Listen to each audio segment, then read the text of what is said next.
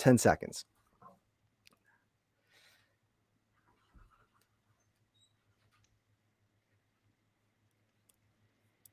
It's time, Bills Mafia, another episode of Bills Talk live, Wednesday edition. I am your host, Matt Parrino, with my co-host, Ryan Talbot, and we are joined this week by a very, very special guest, Lorenzo Alexander, former linebacker for the Buffalo Bills. It still feels weird to look at you in that way because, I've been back on the beat now 2 years, and you've been a regular in the locker room, and I usually make it a point every Wednesday to go up and bother you first. So I must say thank you for obliging me all these times. But how you doing, man? I'm doing great. We're out here in Paradise Valley. This is where our family is calling home now, and obviously we're dealing with the pandemic, and obviously the effects COVID-19 is having on the community and nation. Trying to endure that, and so I've been making the best of it. Trying to pretend to be a teacher with 2 kids that are actually in school, and then a preschooler.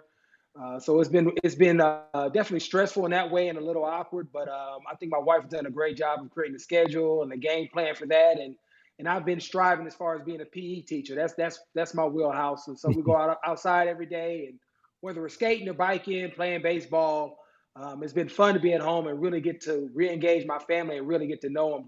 I think oftentimes, just with busy schedules, work, football for me for the last 15 years, you rip and run so much that you miss out on the little integral parts that make your kids and your wife special.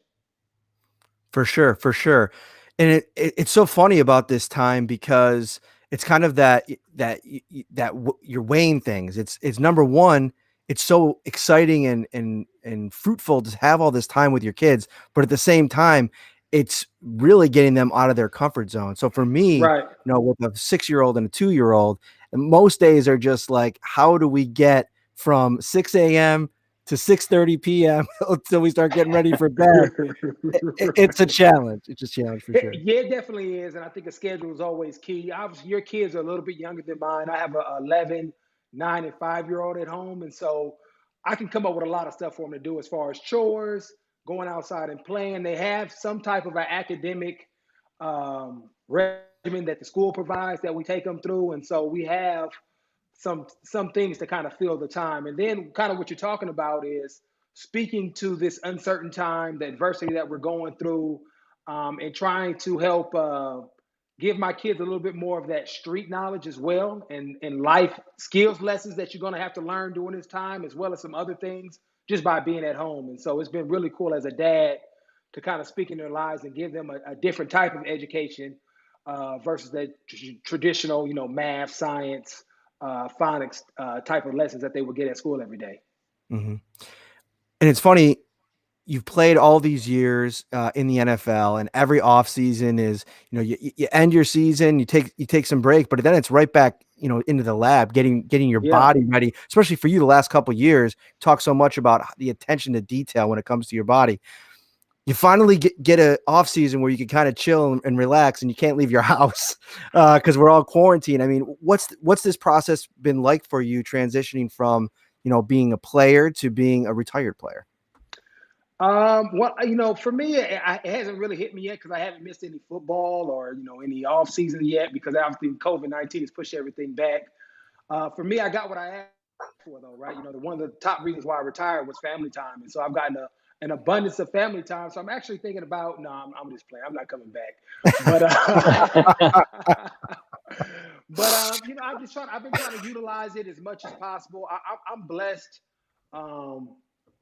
Just the situation that football has afforded me. I mean, I have a nice home in Phoenix, and as you probably saw on social media, I have a nice weight room. And so I can still do the things that I'm accustomed to doing over the last 15 years as far as being an athlete, taking care of my body. I will be truthful that my diet isn't what it used to be. And so I'm going to pig out from time to time, but I have to continue to work out because I don't want to go back to being 315. And so, it's a lot of people that have a lot of hardships, and I would be, it would be irresponsible of me to even act like this is impacting me on a level like it has other people. My mom is healthy. My uncle, who's a diabetic, is healthy.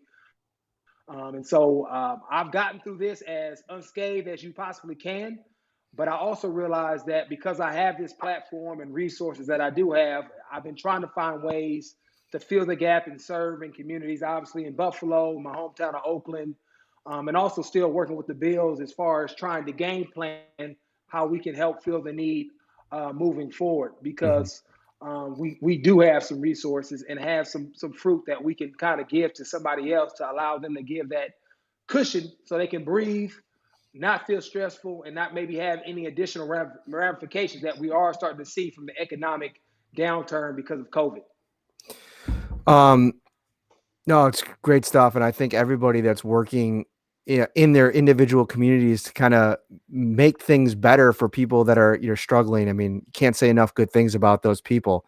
This time it's so funny. Like the UFC came back this past weekend, and it was the first Yeah, live sporting event, and it's amazing how much sports brings us together. You know what I mean? I know everybody yeah, wants the distraction, but what's so great about the whole thing is it brings everybody together. It gives us something that unites us. And I think that's the kind of the medicine that we all need in times like this, is just like whatever brings us right. together. Yeah, and I think that's probably been the hardest thing about this particular pandemic, is that it's essentially shut down every outlet that you normally can at least come together and watch and bond around. And obviously, sports is probably one of the most dynamic activities or events that you have, especially when you talk about teams, right? Because that's what communities, families normally bond around. And whether you're going out and hanging out, tailgating before a game or at the stadium, whether you're going over somebody's house to watch a game, all that stuff that is kind of built around sports, all that social interaction that we no longer can really have, has really, I think, hit people, just in a different light. Economics is one thing, but socially, even though it's more physical distance, but socially distance, because now you're not in contact with people, has also caused a strain. And so anytime that we can have something like a UFC, or hopefully the MLB and obviously the NBA are trying to come up with plans to come back, we then start seeing some hope. Then it also gives a distraction as well as something to kind of come around and kind of be together on. When we look at the news so much and it's so divisiveness, sports is one thing that everybody can kind of agree upon, and obviously have some fun in competing versus whatever the opponent that you're going against collectively as a community. Lorenzo, you mentioned sports and things, and I don't know about you, but I'm getting desperate here for something. It's gotten to the point where I was watching a cornhole tournament this weekend on ESPN. Has there been any sports that maybe you never would have watched, or any kind of events that maybe you've kind of gotten into now because we don't have that normal NBA, MLB type schedule? Because before this, I never would have sat down and watched a cornhole tournament personally.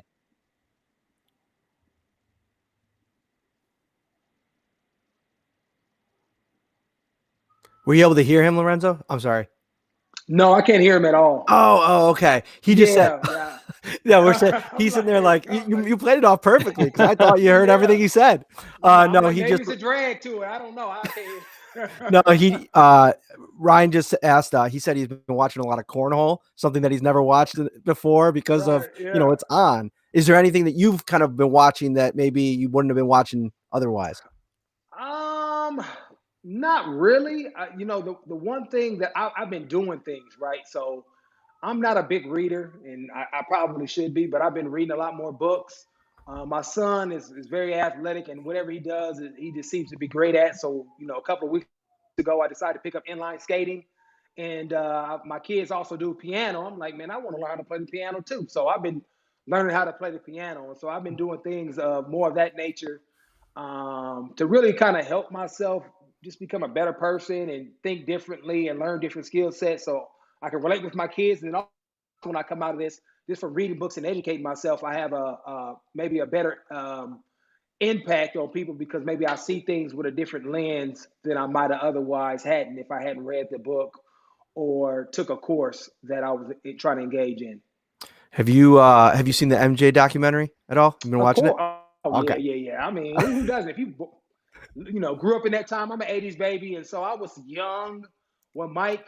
I caught I really saw the second set of three Hmm. championships. But yeah, Mike is iconic. I mean, anybody in my age bracket is, especially 35 and up, is definitely gonna say Mike is the greatest of all time. And for me, it's really been really cool to kind of see a behind the scenes of really what made him special, what made those teams special, and then obviously all the drama adds to it. But it's just great to watch, man. I mean, because I wish I had his athletic ability. I think mentally I was close to him. I wasn't punching nobody or doing none of that crazy stuff that he does, but I love to win, and I love the way he competed, and I see myself a lot just connected with that generation and that mindset versus kind of what it's kind of transitioned to in this day and age.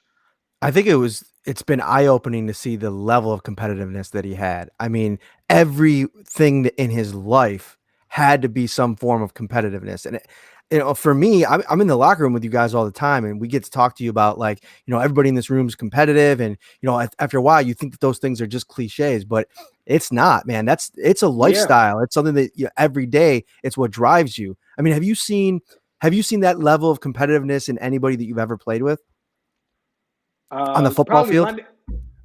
Outside myself, now London Fletcher. London Fletcher. Okay. I mean, he hated to lose too, and he was so dynamic in the way he played. And I would say another guy was Sean Taylor, and he probably even Mm. took it to another level.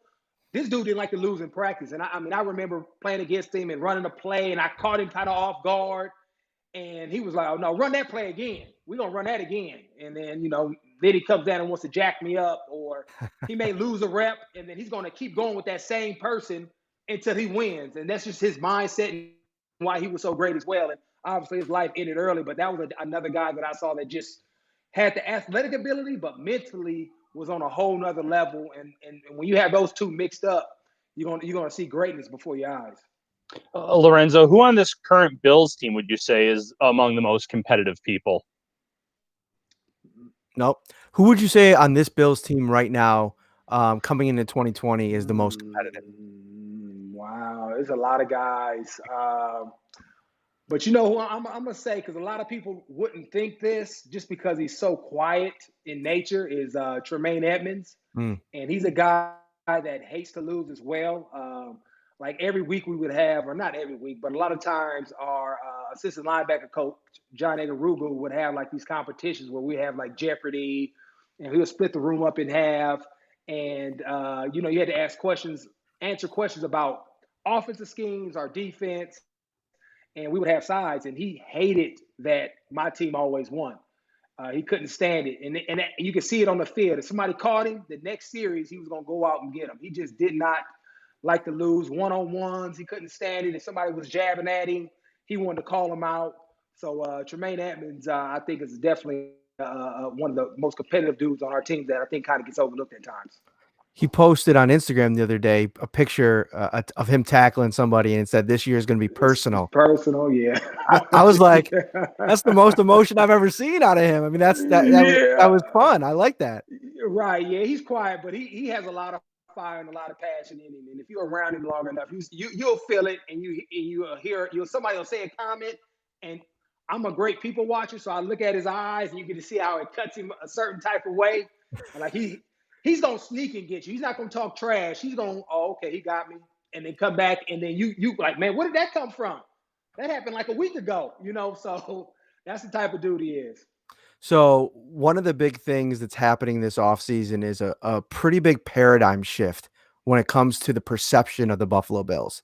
All of a sudden, Oh yeah. this team, after what it did last year, and obviously the changes that Brandon and Sean have made, there's real expectations now.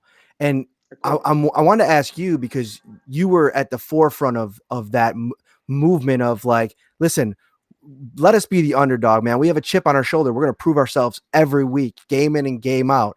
What happens next year when it's okay? Now the Bills are expected to win, as opposed to the last couple, as the rise has happened, where it's almost been like, if they win, great, but the expectation's not there yet. Yeah, I mean, I think obviously there's always a different feel. I think external and internal. And I think Mhm. when you talk about expectations to win, we always had an expectation to win. Now, whether or not everybody else felt like we were going to win or not, that's something else. And so I think finally everybody else is catching up to where we're at, or where the Bills are at now. Because even the last couple of years, I think Sean is really just trying to impose that culture and breed it within us, because after losing for so long, you can come to accustomed to losing and Mhm. the expectation of losing, or here go the Bills again. And I think obviously when things are happening internally and you're a lot closer to it, you can see the transition much quicker than somebody that's not around the organization, around the building as much as every single day. And so this progress that we're talking about really started when Sean got to the Bills and Brandon got to the Bills in 17. It's really just been progressing. And last year, I think we were there as far as what we expected to go out there and do, and we did it for the most part. Obviously, we didn't win in the playoffs, but it took a year for everybody else to kind of say, okay, let me make sure that they're going in the right direction before we jump on this. Just because people always are cautious, especially with the Bills organization and what it has traditionally been, especially in between the greatness and where they're at now with that 17-year playoff drought. And so I think everybody else is just finally catching up. I think the team will do fine because they're not going to change the process that Sean always talks about. What does practice look like? What does offseason look like? How do we prepare? Just because they have four primetime games, and now the national media and fans expect them to win. The process won't change. It's going to be the same. They just have probably a little bit more notoriety now going into the game. But I don't see it affecting anybody because there's a lot of veterans that have been on teams that have won before. And last year, a lot of the guys got used to winning anyway. So that it's not going to be a huge difference in my mind. Now that you've had a couple months to go back, and the last time I talked to you was that night in Houston after that game, and we can ask you all the questions in the world, but it's hard to put into words, a season's worth of work that you guys put in one moment there, and the quarantine or the offseason started shortly after that, and we really never. I think that most of the guys didn't even get back for locker clean out, the media guys, because of the travel, and so it's hard to put into perspective right then. But now that you've had these months to kind of, compartmentalize and really look at what you guys accomplished last year, where do you leave 2019 and early 2020 with as you walk off in the sunset about that last team you played on? It's kind of been part of my whole career. And one of the things that I've always wanted to do, especially as I've grown in the role of the leadership in whatever team was. That was Washington, Arizona, even Oakland when I was there for only 1 year, and obviously with Buffalo the last 4 years, was try to leave the team in a much better place than when I got there. And not necessarily wins and losses, but just from a relational and environment and cultural standpoint. And I think they are primed to win. And I think with Sean and the leaders and the guys that he's brought in, obviously having Kyle there for 2 of those years, me for 3 of them. I think we have helped create an environment where they still have great leadership. They have a nucleus of young guys that are coming in that can play and understand what it means to be a pro. And they really just they've set themselves up to really take advantage of this opportunity. And now they have to put the work in. Obviously, they're going to have to, be somewhat lucky as in having minimized injuries, especially to certain guys on the team. But the NFC East is theirs for the taking.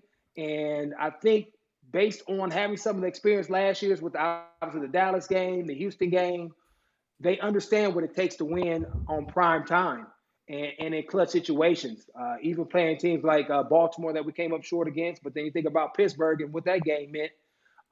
There's a lot of experience and a lot of youth and a lot of talent on this team. And now you interject Diggs, Mario Addison. They've added some pieces to kind of fill some roles of guys that moved on. And so it's really up to them, to understand it week to week, what's at stake, and to really just take control of it and don't get into a situation to where they have to play catch up because they assumed something was going to happen based on what happened last year. But I think Sean does a great job every year as far as resetting the team, resetting the vision, and then making sure everybody is held accountable week to week for the way they prepare and the way they play. For I'm glad you mentioned roles because Sean talks about it all the time. You don't replace guys like Kyle and like you. It's kind of you got to see what you have and you go from there and you implement a new plan. But for looking at the roster now, I mean, obviously they added AJ Klein and Mario Addison as well. Is that the type of thing where you think multiple people can kind of fill the role that you left and maybe do some of the things that you did? Yeah, I mean, I don't, and I hate to kind of talk about myself. I feel like I'm about to just, kind of praise myself in this, but I don't think there's a lot of players that have the ability to play the three technique, play outside backer, play off the ball backer, play special teams. And it's just the nature of the beast of how I came into the league. And it's just something that I developed with a lot of great coaches and players around me that have that attribute. And so it's hard to find guys that are that versatile in different positions. And so, yes, from a roster standpoint, to replace a guy that has that ability, you do have to normally bring in 2 or 3 guys, and then who knows what else is on your roster that may rise up to maybe fill some of those roles. But based on the guys that they signed, the guys they have on their roster, I think collectively they won't have any issue as far as replacing what I was able to do from a production standpoint. As far as leadership roles, that's always hard, just like when Williams left. But my mindset is never we're unique. Everybody's unique. And so I don't want Tremaine. I don't want Jordan Poyer or Jerry Hughes or Micah Hyde or any of those guys to try to be me. I want them to maybe take something that I brought and add it to what they do and lead the way that they best deem to fit in their own personalities, because that's the only way that it's going to be received by everybody else. Because if I was going to try to be Kyle Williams last year, people would have been like, man, why are you trying to act like Kyle Williams? The same way when you have head coaches that have been under like a Belichick or one of those iconic coaches, when they come into a place and try to be that coach and not be themselves, it's like, man, you're trying to be him. You're not him. And so it's all about being genuine in the way that you lead a team. And so hopefully those guys learned something from me, that I was impactful in some sort of way, but then they utilize that in their own unique personalities and how they would normally, talk to somebody or lead a team.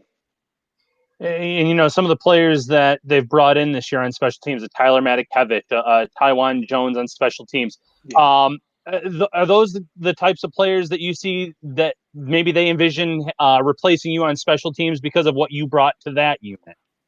Yeah, well, I was upset that we let Taiwan go last year because, I played with him in Oakland. He's been a dynamic player in this league on special teams for a long time. And so he's different than I am as far as how he plays the game. So he's not going to replace me and what I do. He's going to bring his own dynamic, and it's actually great that he's there, because he's probably now, him and Saran Neal are probably the top special teams guys, and I would give Taiwan the nod just because of his experience in the league and what he's done consistently.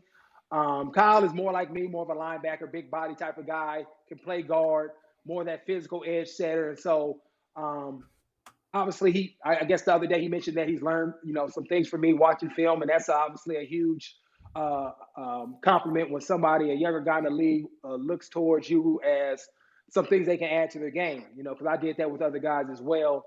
And he'll do, like I said before, he'll probably take some pieces, add it to what he's able to do, and then put his own twist on it. And so then it'll be all about how he's playing in the production he's made, even though I may have had some influence on his career. You mentioned Mario earlier, and he mentioned you and the impact that you had on him. What are the Bills getting in him? Because obviously the production has been obvious, and you saw him out. You saw him out there at the joint practices. He can still get after the quarterback. Yeah, Mario's great. I think we played together in 2012 in Washington. I think that's the season that we were together, and obviously a great young talent. There, he was kind of like me, trying to get in, trying to find his spot. But very smart, intuitive, and I think he's really grown up in this league as well as maturity and leadership. And so he's definitely going to be able to bring that, especially to the D-line room, which I think is much needed to have a solid base like that there. And so it's going to be great for him to be able to showcase himself in a different role too. Coming off the edge, we all know he can do that, but I also think he can do some of the things I was doing as far as moving to that 3 technique, standing up, being that joker, along with him and Trent Murphy kind of utilizing themselves in that role. And so I think it's going to be it's going to be status quo as far as him being able to step into that role that I was on the third down packages, because he's very athletic and versatile in what he's doing, and he's been very productive. I think he's been a double-digit sack guy the last 2 or 3 years. Trent Murphy, I'm glad you mentioned him, because it seems like there's a certain portion of the fan base that just wants to run him right out of town, man. I don't know why. I go back to last year and that playoff game. How important and productive and dynamic was he in that game? Yeah, I mean Trent is a man's man, and I'm actually surprised because he fits his personality is so Buffalo. I mean, he's just blue collar, rugged. Let's go to the woods. I'm gonna take you out back and whoop you, man to man, and so that's the way he plays. Mm-hmm. I think some people sometimes get caught up into the contract and the numbers, but obviously his first year he was coming off an injury and he had to work through some of that. I thought last year he was very dynamic, and now being 2 years removed and having a full season after that ACL. I think he's going to be even more dynamic than even last year. I kind of look at when I got hurt in Arizona in 2013. I tore my Les Frank. 2014, I wasn't that good. I was healthy, but I was okay. I think Trent did a much better job than I did when I came back in my first year. 2015, I started feeling like myself, like, oh, okay, I Mm-hmm. feel better. And so this offseason, I know Trent is out here in Arizona. He has a huge setup. So he's probably really feeling the first time 100% healthy as far as with the work he can put in the offseason. And so I know Trent is going to come back and be very dynamic again. Obviously, he hasn't put up the big time stats that you want to see, but what he does run game from a leadership standpoint, the work ethic that he brings. And I think this year is really going to be the year that he puts everything together because he's healthy, has the off season, comfortable in the defense, that he's going to come out there and be very dynamic. You talk about Jerry, him, now you add Mario in there. Obviously, Ed has another year. I mean, that's a very dynamic front as far as who can rush the passer and how people are going to have to protect as far as on third downs when they have passing opportunities. And how big is a guy like Trent, Mario Addison, Jerry for AJ Epinesa, who's going to come in here now and have all of these veteran lions that have been at this thing for years to kind of show him the ropes? It's going to be great. I mean, even kind of knowing or getting to know AJ from afar. Obviously, he's a student of the game. He's a grinder. He works hard, and so he's going to fit right in with that group. All those guys love to be in the weight room, and so I already know his mentality coming in is going to be, "Hey, I want to learn. Show me. How do I do it?" And he's going to have a great work ethic. Sometimes with rookies, you're not quite sure what you're going to get. Are they going to come in here and be prima donnas? And I made it. I'm the second round pick, but I already know this dude is going to be blue collar working in. And then you had him and Ed learning from each other, and that dynamic, I think, is going to be huge because Ed will be able to speak to your rookie year a lot better than a guy that's further removed from it. And so he's going to get help, from Ed, and then as well as those veteran guys. And so I think his learning curve will definitely be at a much higher level just because of the different guys that are in the room and how the defensive line is constructed. Yeah, and I'm glad you mentioned Ed because Ed was a guy who lost some snaps early in the year to Jordan Phillips because I think maybe there were some rookie struggles, but then when he had some time to kind of sit back, when he was reinserted into that lineup and he started to get more snaps, you saw that potential, you saw that stardom. So, what kind of advice do you think a second-year player can give to a rookie like Epinesa, who in this case would be the Bills' first pick in that draft?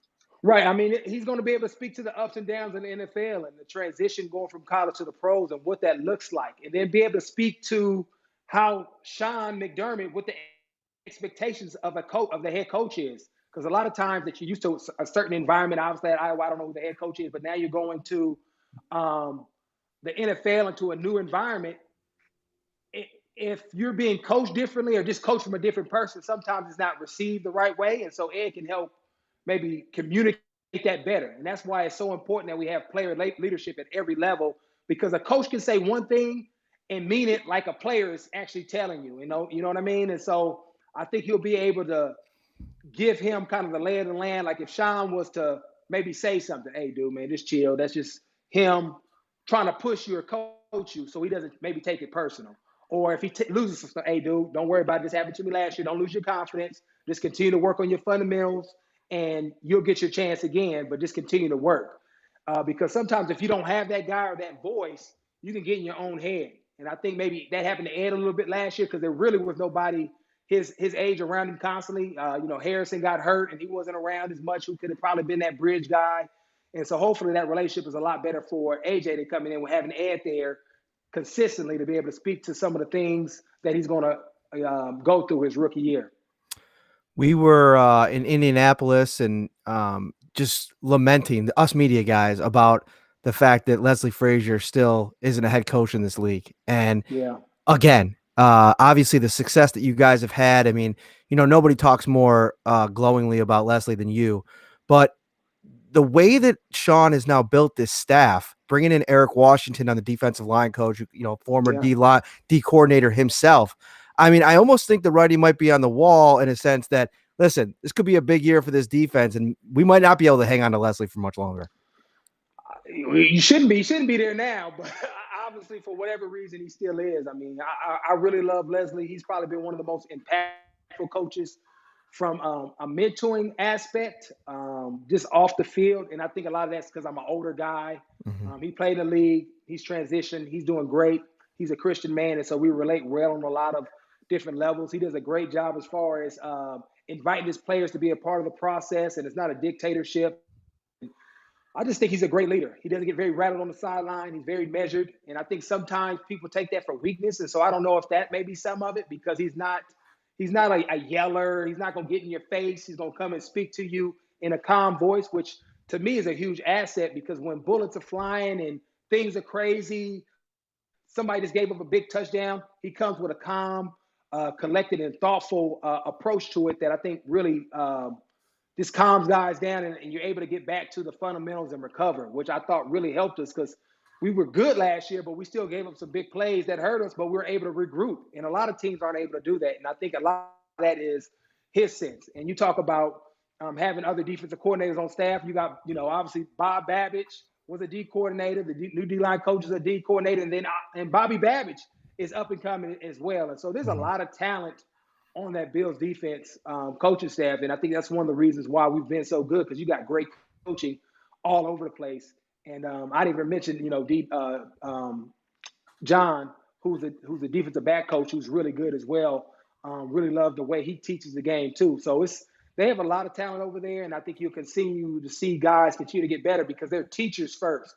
They're teaching fundamentals, technique, scheme, the why behind the game. So when things break down, or you may get lost a little bit, you know how to center yourself back to the fundamentals and get things rolling again. You're a great person to talk to about leaders and leadership. Sean's leadership has been celebrated in what he's been able to do here. How much of the continuity built in the coaching staff starts with Sean in the way that he kind of enables all of his coaches on both sides of the ball? I mean, is there a lot of that? Is there a lot of open discourse in the rooms that, kind of empowers these guys?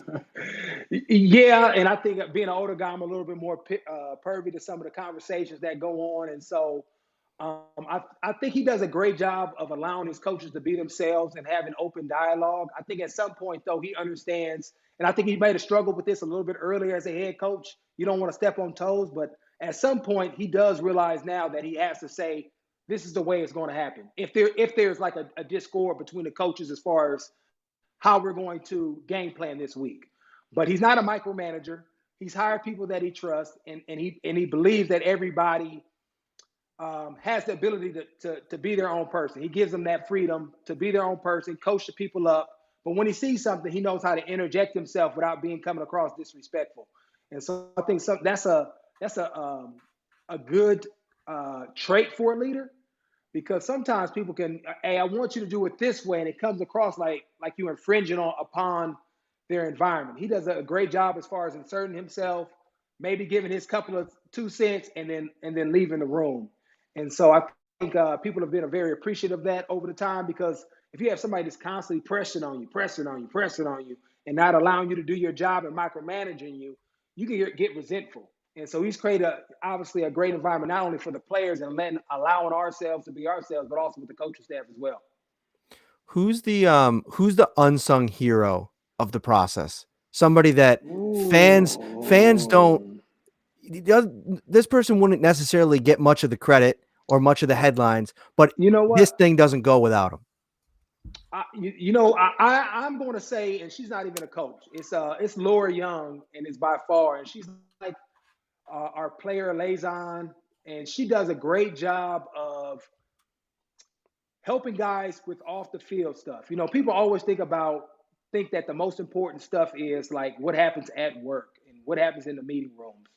But as a father of 4 kids, I have a wife. If things are going bad at home, things aren't going to go well at work. And she does a great job of when new guys come in, or you may have an issue with logistics, picking something up, or just something that, that comes up, just being a family man and having a family. She really does a great job of stepping in and helping, making the wives feel welcome, making the family feel welcome, and bringing everybody together and doing little things that you wouldn't expect people to do, to go out their way. I know sometimes she's even going to pick up a wife when they come in and we're at practice, just so the guy has the clarity of mind knowing that his family is taken care of. And so that type of stuff goes a long way. And yeah, it's not going to show up on Sundays, but for me, knowing that my family's good when they're coming in, I know I can be all in at practice or all in in meetings, and I'm not going to miss on a detail because my mind may be wondering, like, I wonder if my wife is okay to have everything go at the airport, And so, and we have people like that sprinkled throughout the organization. But I think Laura Young, by far, is one of those people that I say helps run the organization and doesn't get enough credit for what she does. No, that's really cool. And there's so many people, throughout these, organizations and leagues, coming from the UFC side of things and really getting to see behind the curtain a little bit and see how this thing runs.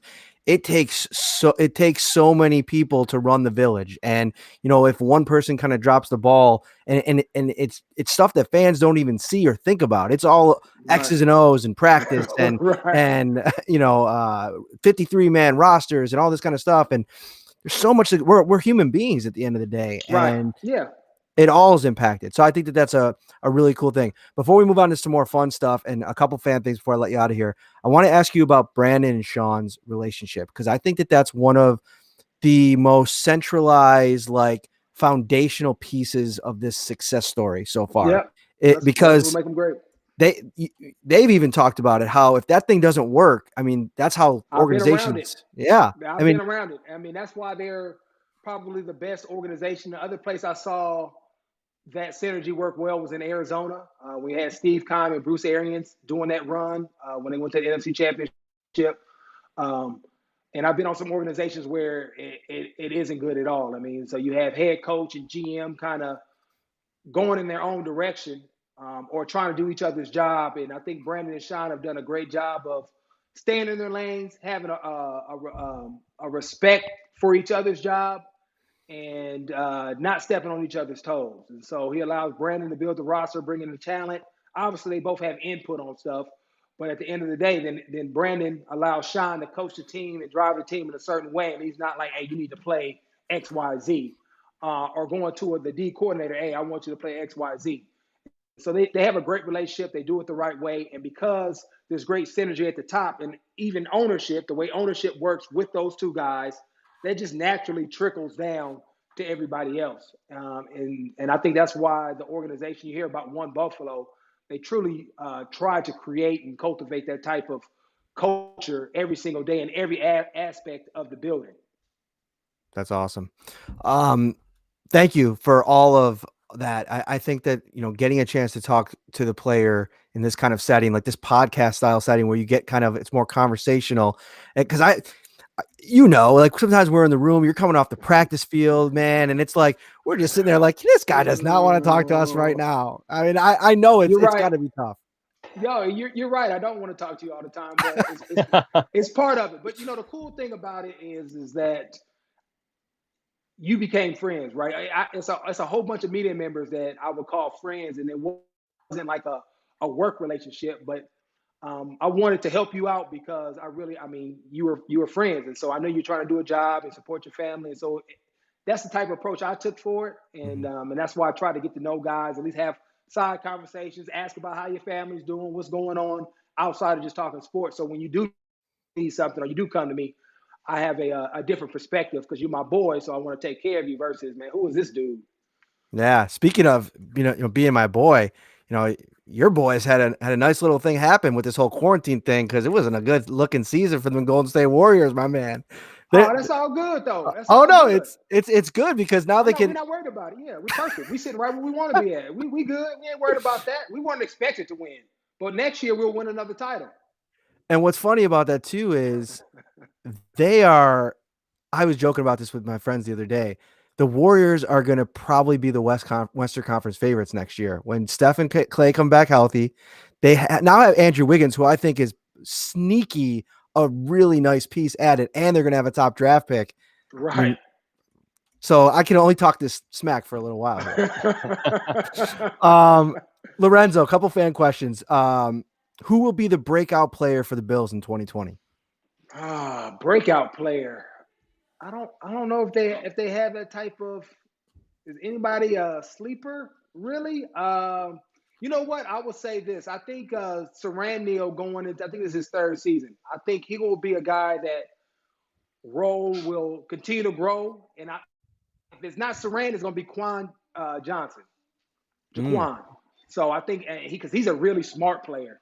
And so I'll see him. Maybe his role maybe will grow, and it'll be out of one or two of those guys, just depending on how COVID-19 continues to impact the offseason. You know, will they have a training camp?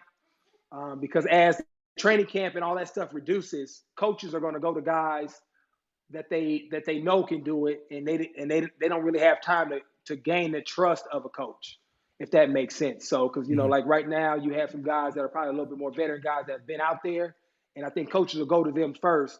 But if they have a little bit of a training camp, I see Saran or Jaquan Johnson making a big step. You know, you mentioned the offseason possibly, obviously, being shortened. So how important do you think it was that the Bills added all these players that had some experience with Sean McDermott or Eric Washington, or even bringing back familiar faces like EJ Gaines and Tywan Jones? How important do you think that would be for the Bills in 2020? It's significant. I mean, if you have a team that's more of a veteran team going through this offseason that has been in the system or understands what the coach expects from them, what the scheme is, it's an easier transition, especially if there's a shortened training camp. And so maybe you get 2 weeks versus the traditional 5 weeks. You got to have guys that are ready to play. And veterans they understand what the season's going to bring. They understand the system. And so you may be a lot deeper in your system versus a younger team who's just working on the foundational pieces because they never played for the coach, haven't played in the NFL. And so I think it's very significant if you have a great core group of veterans that can kind of lead your team, especially early on, and put some games in the bank, you know, because a lot of times if you can come out of the gate and go 3-1 or maybe 4-0, you kind of put yourself in the driver's seat as far as, you know, winning the division. And obviously this year you want to get the number 1 seed, so you have a bye. Do you have any intentions to go into coaching? I think I've heard you say before that you were unsure, maybe, but fans. No unsurety at all. I'm not coaching at all. Not on an NFL level. You know, I may do high school, but there's a lot of time that goes into it. And I say I'm not going to do it. Like, I'm not going to do it this year or the next 2 or 3 years. You know, when my kids get older, maybe I decide to go and transition and coach, but I will still be around football. You know, my passion, I enjoy the game, but I really enjoy young men developing character and leadership qualities off the field, because that's going to impact everything. That's going to impact the relations with their wives, their families, their kids, and then all of that stuff is going to naturally trickle into football and make them a better football player. And so that's where my passion is. And so will I be involved in that way and be like a life coach in a sense? Yes, that's what I'm looking to get into this second phase of my life. So I won't be a traditional coach, be more about mentoring and a life coaching, helping young men grow up and maybe root out some of those boyish tendencies we all have when we are in our early 20s, you know, living life and thinking we're on the top of the world. Lorenzo, if there is a training camp this season, could you see yourself at least coming in for a day or two, kind of like what Kyle Williams did for? Oh, yeah. Yeah. Okay. Yeah. That's definitely in the books. I've talked to Sean and some other people, and I was supposed to be out there next week for OTAs for like a mentoring session to meet some of the rookies and be there for like 2 or 3 days and then do OTAs with the guys. But yeah, if there's a training camp, I'll definitely be in town. Obviously to give any advice that I can from a mentoring standpoint and football stuff, because it's all one and the same. It's all relationship. And in fact, I'll actually be doing a Zoom conference with the rookies next week, as well as the linebackers, just to kind of give them, you know, my 2 cents of what I learned, you know, 15 years in the game, but really more so off the field and how that's really going to impact their careers and extend them, and then their impact after they're done playing as well. One of the fans here asked, do you have any family military background? You seem to have that kind of mentality. Both my grandparents served, or grandfather served in the military, one in the Army, one in the Air Force. And then I have a numerous amount of cousins that also served in various branches of the military. And so I have an ultimate respect for what they do every single day. Obviously, really sign up to make the ultimate sacrifice at any given time, because you never know when you have to go to war, defend our country. And so I have, I just try to honor people like that by the way I live my life and what I do, because I think a lot of times, just kind of like a lot of these first responders, right? They kind of don't get the notoriety and the appreciation that they deserve. And then finally here, CR asks, how did the captains react after the Houston game? How do we react? The captains? Yeah. At that point,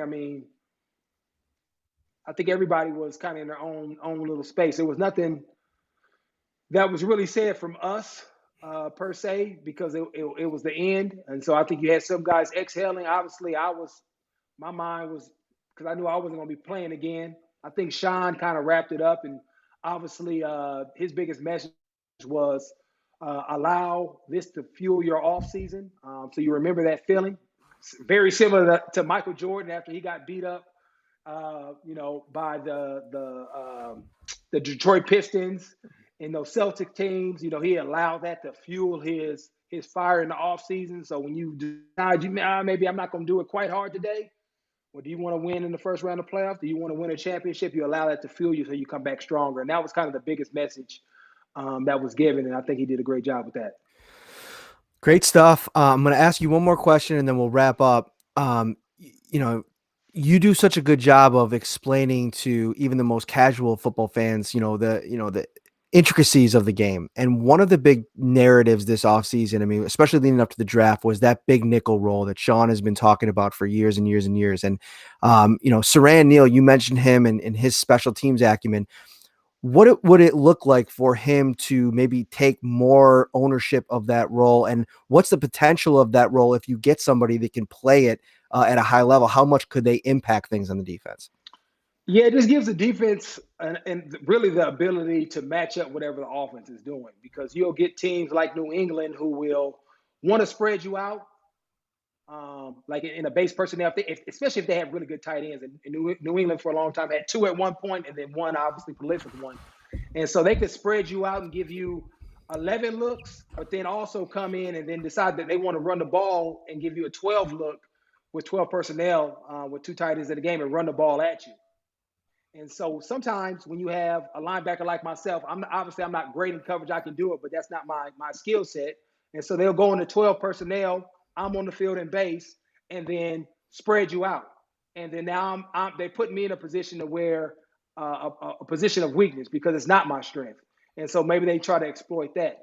If you have a guy like Saran Neal who has the ability to obviously cover, can run, and then also has the ability to fill gaps because he's a big, strong bigger safety type, you win the matchup. Because at the end of the day, football is really all about matchups and where can I beat you at.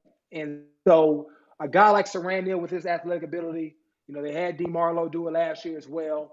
Those guys have the ability to kind of be two-way, smaller linebackers, but also have the athleticism to go out there and guard tight ends. It really allows your defense never to feel like you're at a disadvantage when a team is trying to beat you in a matchup game. And for Saran to continue to take that next step, he just has to be confident in himself.